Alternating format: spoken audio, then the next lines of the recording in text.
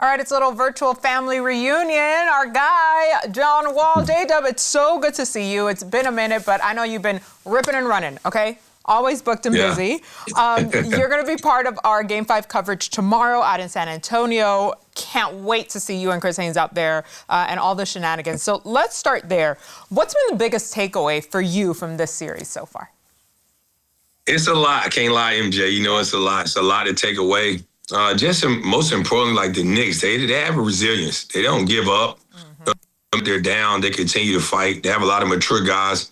You can tell they've been battle-tested. The Spurs, they're a great team. They've been up almost 14 points every game.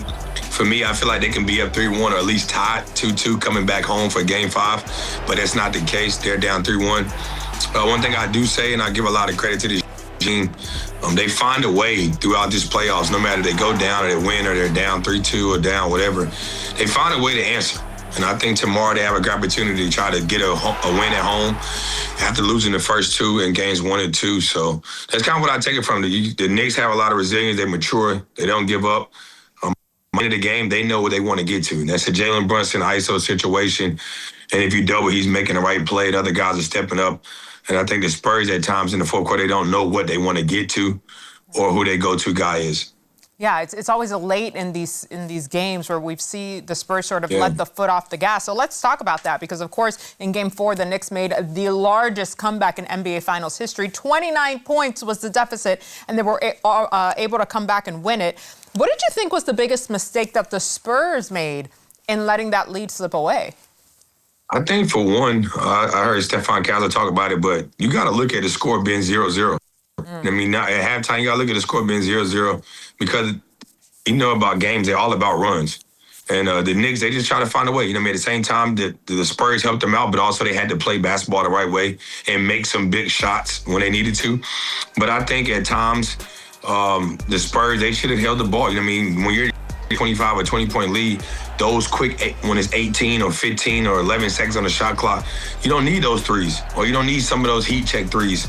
I think they had to do a better job of getting to the paint and then getting those kick out ones later in the shot clock. But I think it's a little bit they didn't have the time management, wasn't right. And also, I would say defensively, they started double teaming when they didn't have. I mean, I think when Jalen Brunson got it going, I know he's tough to stop. He's going to do what he do.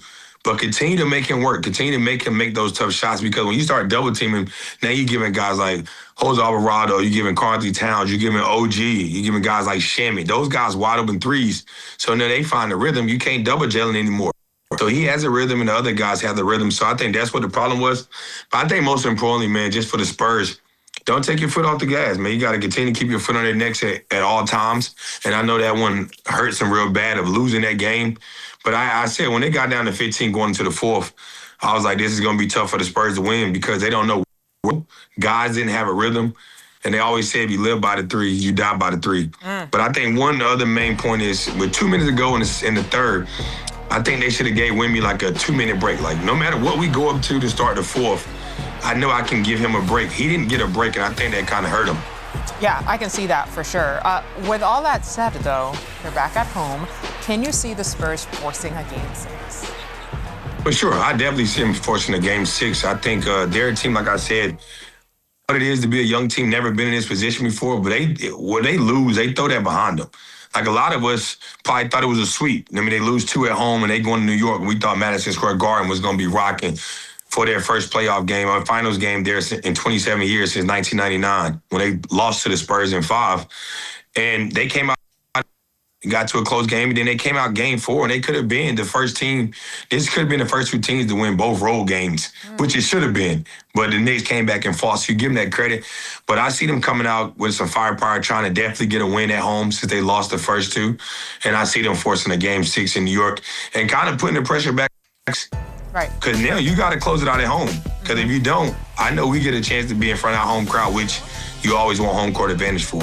Yeah, it's mounting the drama, and I have to say I'm not mad about that at all.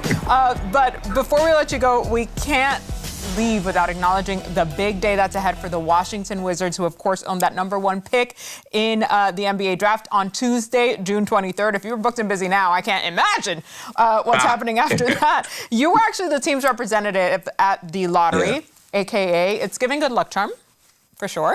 For You being sure. there. What can you tell us about the excitement ahead of the draft? I think it's the biggest excitement since me getting drafted there. Hey, let's go. I gave a little bit of jokes. I was like, you bring a number one to go get a number one. So that's what kind of happens. But I had to give a lot of shout out, a lot of credit to like God, first of all, and my mom. I mean, it was Mother's Day that day, and I just feel like they was with me. They was with me, and they was with the Wizard organization. I was there to be able to represent them, and they get the number one pick. It's a lot of fun. It's a lot of excitement. The city is really buzzing. I'm definitely going to be in D.C. during that whole week of watching the draft and being at the draft party, and then, you know, me going to do some of the things I have to do with Howard University for being the president of basketball operations with them. So super excited for the Wizards. They got some great things coming, whoever they want to decide to pick.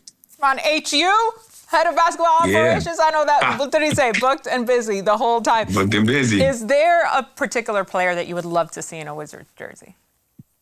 Yeah, I'll give you my two people. Like, it's like, which I think, like, you know what I mean, Trae Young being who he is, how great he is, dominant he is, he handles the ball a lot, you know what I mean? So I feel like Darren Peterson fits the void of him being the true point guard there for them, because he can play off the ball a lot better. He moves off pin downs. I think AJ DeBanson, he's a guy that you're going to have to get a ball to right away. Right. And I don't know if Trae Young would take that backseat of doing it. Maybe he will, maybe he won't. I mean, but those are my two guys I would take in that situation, because you can't miss on those two talents. Don't get me wrong. The other draftees are special, but those are the two guys I see. So we'll see what they do.